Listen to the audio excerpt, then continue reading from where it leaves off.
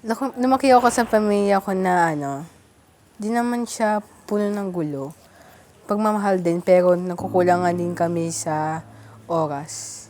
Ang nag-abuse sa akin is yung biological father ko. Di ko akalain na yung papa ko ang mag-aabuso sa akin.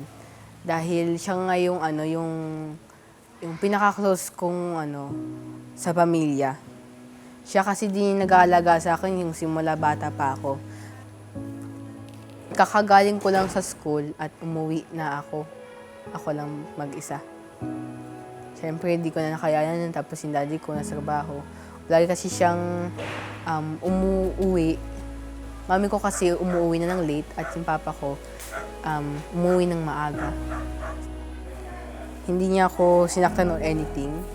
But sinabi niya sa akin na secret lang daw namin ang lahat nangyayari sa akin.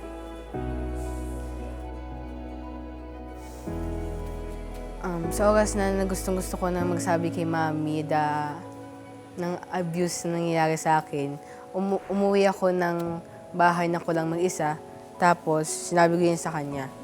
Pagkadating niya, hinantod din sa lolo ko at dinala kami dun sa barangay. Dumating din yung daddy ko. Kakatapos ko lang mag-testify doon sa barangay. Tapos dumating yung daddy ko, tapos siya na din ang nag-testify na din. Tapos sinimulan na ipakulong si daddy. Nasa kulungan siya, parang may balak ako muna siyang palayain saglit lang para makita ko lang siya. Tapos saglit ko lang muna siya papalayain. Tapos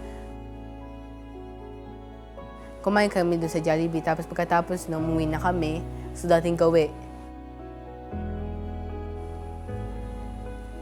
Nung nalaman to ng mga grandparents ko or yung mga lola ko, tinawagan na nila yung DSWD para i-rescue ako. Ako sa isang multicab para sunduin na ako papunta ng Bayan Aruga, malapit yan sa amin. Isang buwan, December 17, ako dito na na-transport, na lipat dito. Una sa lahat, ang nagustuhan ko dito, yung moral values or values education. Dahil dito din ako natuto kung paano mag-understand ng mga iba't ibang tao. Yung magbabasa ng Bible, magpe-pray. At dito ko kasi din nalaman yung the real God. Dito ko nalaman na may Diyos talaga.